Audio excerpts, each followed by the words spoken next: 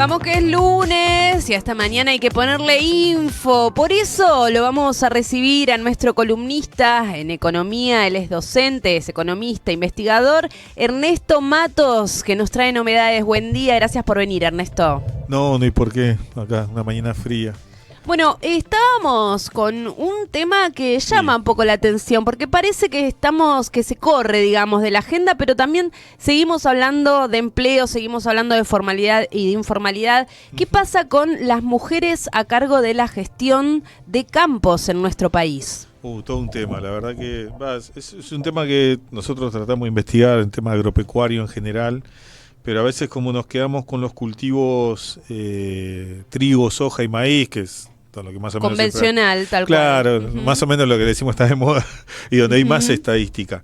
Pero tratamos de rescatar algunos informes, uno de la FAO sobre la situación de la mujer a nivel mundial en los sistemas agroalimentarios, y el otro uno que había publicado el INDEC, que pasó sin pena ni gloria, solamente en algunos medios especializados lo publicaron, que es el de mujeres agropecuarias argentinas. Y ahí lo que dice, una de las conclusiones, voy leyendo algunas de las conclusiones de esta nota que se publicó en Ámbito, las tasas de participación femenina más altas se concentran en las regiones del NOA y el NEA y la Patagonia. O sea, que Cuyo y Centro Pampeano hay menos tasa, digamos, ¿no? O sea, de que son mujeres que gestionan unidades productivas. A nivel nacional es el 20%, y acá lo que te está marcando, y por eso a veces nosotros tratamos de poner el ojo en el tema de la tierra, que es justamente cómo se accede a la tierra y quiénes acceden. Históricamente esto en el campo era por herencia, antes de que hubiera determinados cambios en la política, la mujer no heredaba. O sea, la mujer se casaba y el marido pasaba a ser el titular de eso que le quedaba al padre. Fuese de su familia, tal Exacto. cual. O el hermano mayor, que bueno. Entonces, una de las cosas que plantea la FAO justamente lo llama de una manera que también tiene que ver con el techo de cristal, por eso justamente no lo relevamos, digamos, como algo importante, que justamente el acceso a la tierra, que es justamente donde las mujeres no acceden. Y ahí las propuestas que tiene la FAO son interesantes, porque dice, bueno, acá hay que empezar a poner títulos, comunitarios, no comunitarios, y el Estado tiene que empezar a invertir más en infraestructura para que esas unidades productivas se desarrollen. Esas son como las dos recomendaciones que plantea la FAO. Cuando decimos unidades productivas, ¿es algo chiquito, es grandecito? ¿Qué nos imaginamos, Ernesto? Bueno, primero, a esto esto vinculado al censo, ¿no? Explotaciones agropecuarias son las EAPs, le dicen. Hay 210.000, de las cuales 43.000 están gestionadas por mujeres. Ahora, vos me decís, está bien, ¿cuántas hectáreas están manejando las mujeres? Y el 22%, acá lo que dice el censo es que corresponden a minifundios. O sea, ese 22% de esas 43.000 tienen hasta 5 hectáreas. Ahora, bueno, uno piensa, bueno, entonces debe ser que todas tienen mucho. No. Eso se cae, según este relevamiento, al 0,5% cuando pensás en mujeres que tienen propiedades a gran escala. O sea, de más de 10.000 hectáreas, solamente el 0,5% de ese 43.000. Entonces no es que tampoco... Casi ninguna. Y casi ninguna maneja más de 10.000 hectáreas. O sea, eso siempre está en manos en este caso, de los varones.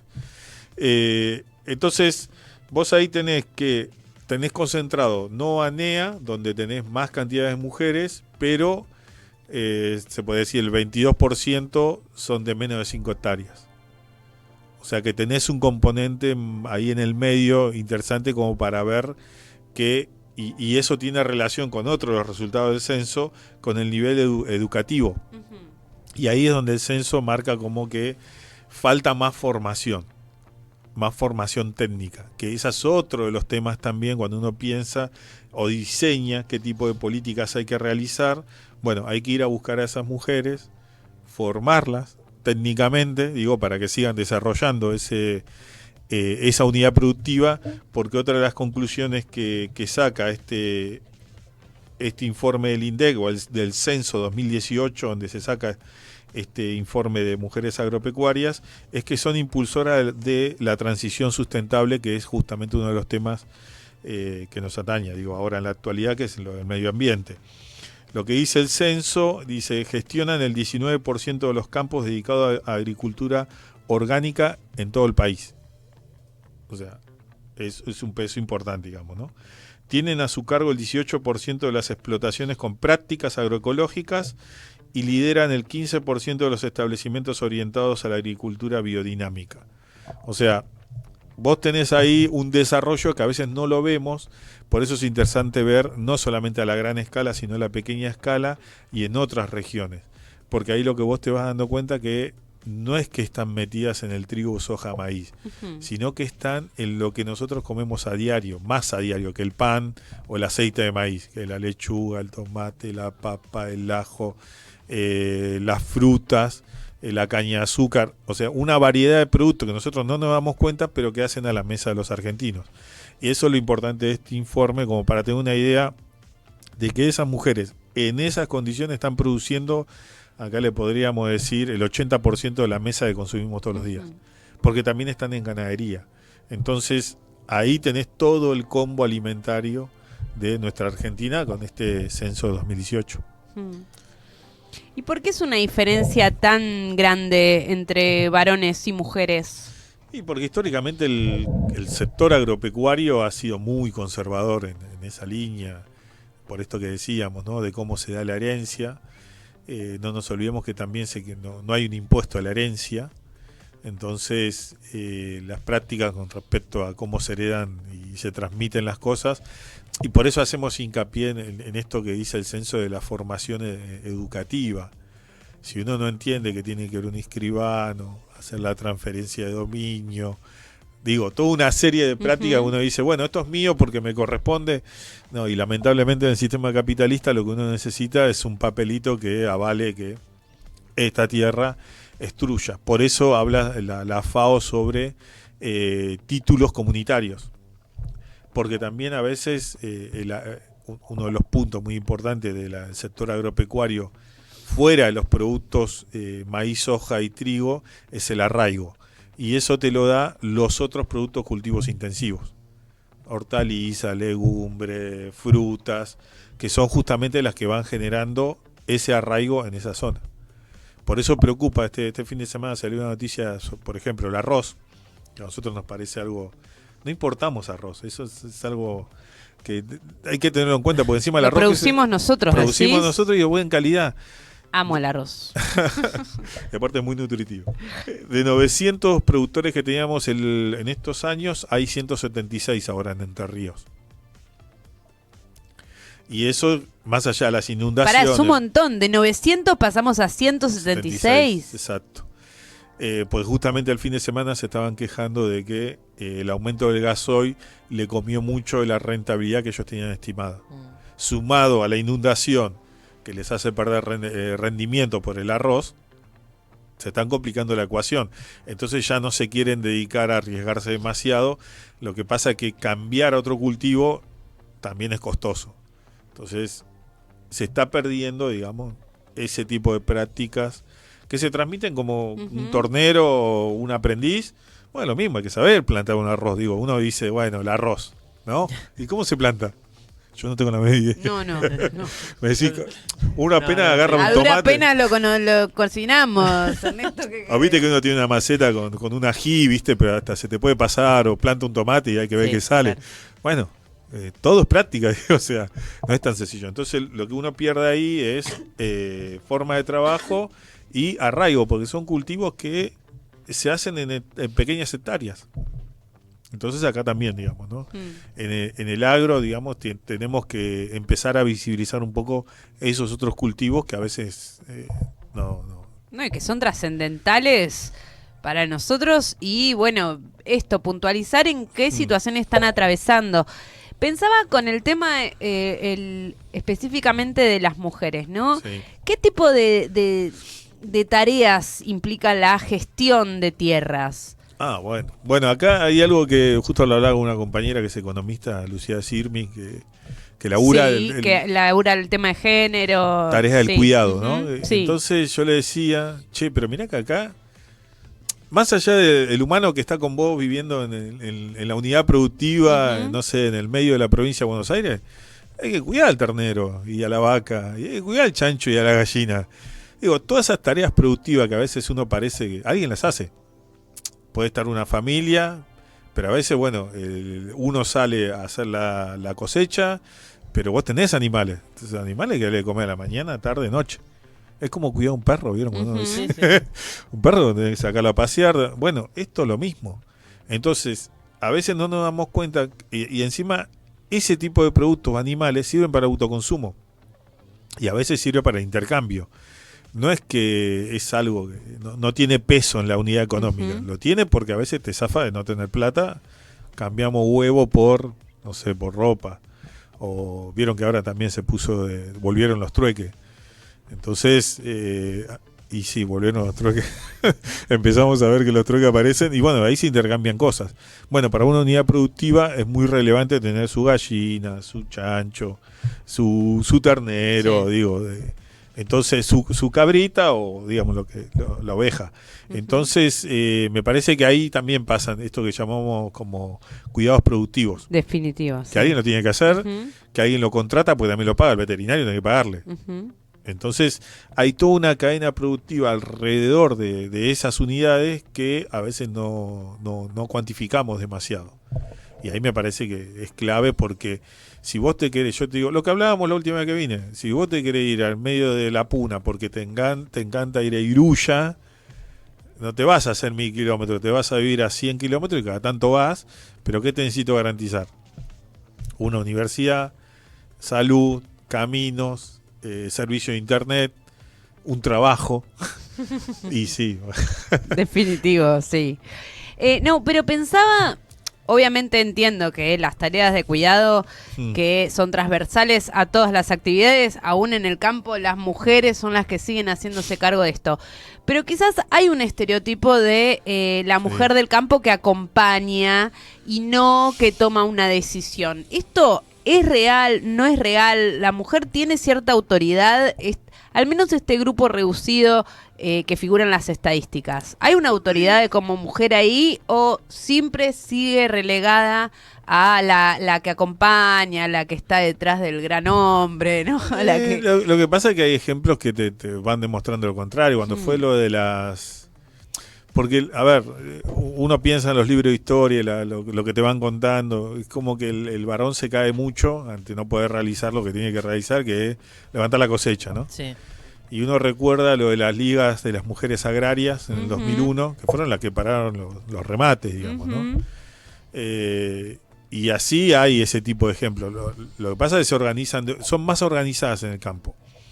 Vos tenés a CRA tiene un grupo, movimiento de mujeres rurales, que se organiza y se junta sistemáticamente. Lo que pasa es que CRA representa un sector productivo que no tiene nada que ver con el que estamos hablando nosotros. Claro, sí. Entonces, organización hay, lo que pasa es que después hay que ver en cada espectro si es CRA, si es CARVAP, si es Sociedad Rural o si es Federación Agraria, aunque Federación Agraria tiene una conducción de una mujer ahora. Lo que pasa es que los términos que uno puede discutir la política económica, yo te podría decir que tenemos alguna diferencia. Yo no bajaría retenciones, Federación Agraria te propone bajar retenciones. Hay esas discusiones, digamos, ¿no? Que también tienen que ver con la discusión de política nacional. Pero en líneas generales te diría que debe pasar en algún rasgo esto que comentamos, pero en líneas generales hay como cierta autonomía y esto es lo que queríamos demostrar con publicar de vuelta estos datos del censo agropecuario, que son el 20%, nada despreciable, y que se concentran más en el no ANEA. Eso es lo invisibilizado. Eso también pensaba. ¿Por qué en esas zonas? ¿Qué pasa que se concentran ahí y no quizás en la Pampa? O claro. Y porque también vos tenés en cuenta que esas zonas son también la mayor cantidad de migraciones que vienen a los grandes centros urbanos. ¿Quién es el que migra generalmente? Y sí, el varón. La mujer que ya tiene 1 o 2 hijos, es difícil que migre. Hace arraigo. Pero puede ser también que, por ejemplo, en zonas como la provincia de Buenos Aires haya mayores, pienso en los pools de siembra, en empresas que concentra en la tierra y que eso haga que no sea Sí. tan fácil el acceso a la producción. Lo que pasa es que sí, en la zona pampeana es donde está más concentrado en varones, digamos. Ahí tienen menos acceso a la mujer. Porque esta es la principal zona más fértil. Si vos ya te Claro. vas al no ANEA, y bueno, sí, podés plantar, podés sembrar, no tener el mismo nivel de calidad. Acá la hectárea de tierra está $17.000. Imagínate que eso pasa. Por eso la discusión del impuesto a la herencia, que eso es otro tema colateral a esto. Porque uno de los pedidos que tenían estos sectores agrarios en general, más conservadores, de estos que están más concentrados, es sacar el impuesto a la herencia. Ujú. Y a vos te sirve el impuesto a la herencia para recaudar. Claro. Lo que pasa es que, bueno, después una cosa es heredar una hectárea acá, en la provincia, y otra cosa es heredar en el no ANEA, que vas. Entonces ahí me parece que la discusión sobre el cómo se da el acceso a la tierra, los títulos que tenés que tener, la formación educativa que tenés que tener, va cambiando según la zona. Por ahí la mujer en estos centros urbanos tiene un mayor acceso a educación que en otras zonas. Por eso era tan importante tener una universidad por provincia, por lo menos, que fue lo que realizó en su momento la anterior gestión. ¿Y cómo está la situación de formalidad e informalidad? Terrible, ¿ves? Maduro todavía. No, a ver, la informalidad, en general, bueno, ese es el dato que conversábamos recién. Tenemos casi 5.900.000 personas que están en la informalidad. En el campo hay 300.000 personas registradas, pero se estima que el 60% tiene un 60% de informalidad. O sea que ahí tenés otros 200.000 personas que están en la informalidad. O sea, a 300.000 sumale 200.000 más.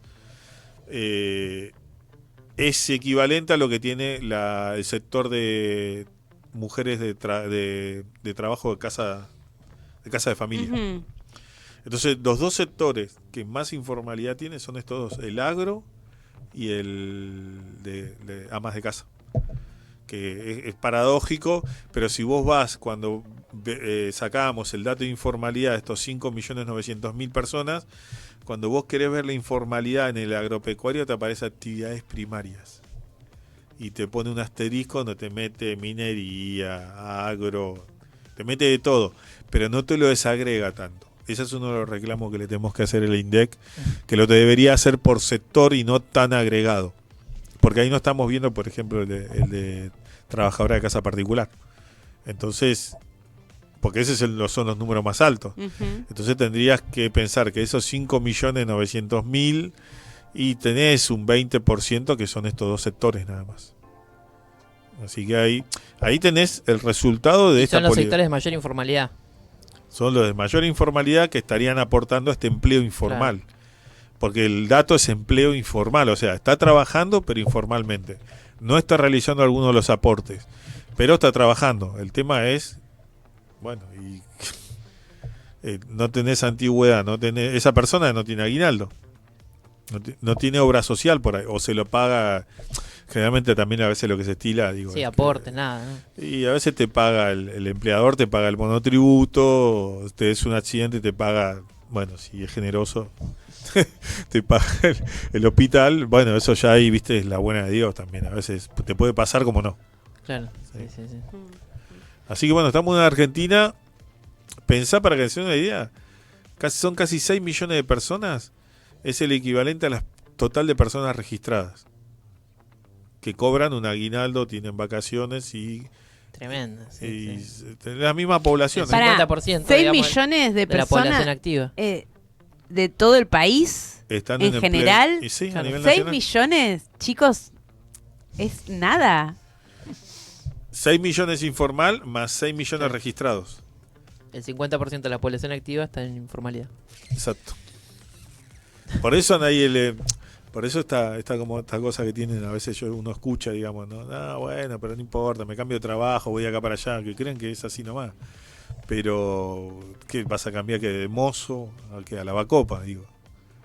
No hay ni siquiera como una perspectiva de que eso está mal. ¿Se entiende? O sea, Sí, es como de que hay una pérdida o no, una cosa así. toda tu vida no te la podés pasar lavando copa. Puede pasarte, pero no es el mejor tiempo, digamos. Antes una persona así se jubilaba lavando copa o era mozo, pero hoy eso no pasa. ¿Dónde vieron un mozo que esté hace 30 años en el mismo lugar?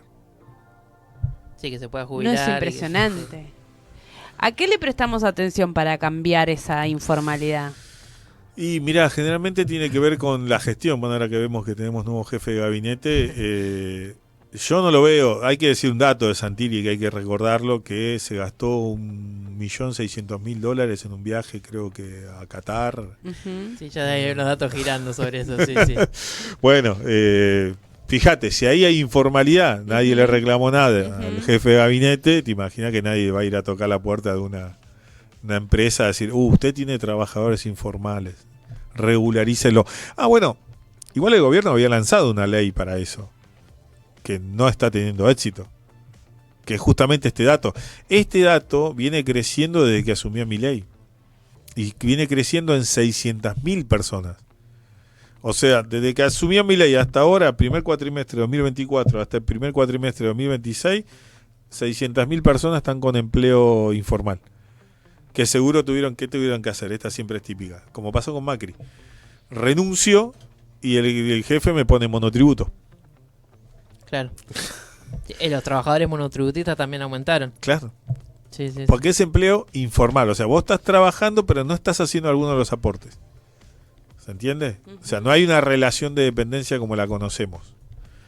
El monotributo es algo más precario, pero bueno, es eventual el trabajo. Pero ahí ese es el fenómeno que viene ocurriendo. Por eso lo que dicen mucho, no, soy un trabajador, a mí me causa gracia cuando dice soy un trabajador independiente. ¿Independiente de qué? No sé. Porque la realidad es que es muy difícil, salvo que seas un empresario, sos un monotributista y nada más. Sí, es cuando hay una relación de dependencia con el monotributo. Sí. También. No, Así fuertísimo. estamos. Hay un tema cultural, igual pensaba en este ejemplo Sí. de, bueno, citabas Manuel Adorni, se la pasó diciendo evadí impuestos, como todos los argentinos, ¿no? Y los argentinos que pagamos los impuestos nos quedamos así como, ¿cómo? ¿Cómo? Digo, hay una cuestión cultural o esto de creer que es muy sencillo y Sí. simple pasarse de un lugar a otro.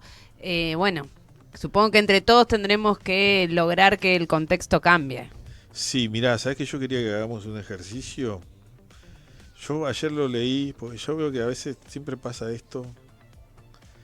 Viste que sacan los comunicados y nunca se termina de leer. Sí. Pero cuando le digo que hagan este ejercicio, vayan a leer la renuncia de Adorni, Sí. que lo despidieron. Dice, gastos personales pagados con fondos públicos, la existencia de un supuesto pendrive lleno de dólares. Sí, presidente, un pendrive lleno de dólares. Él está diciendo, las mentiras que se han dicho fueron de los más variados. O sea, está diciendo que lo que él dijo, que encontró en un pendrive, Sí. es falso. Está acá. Por eso le En el digo, comunicado. entren al comunicado de Manuel Adorni.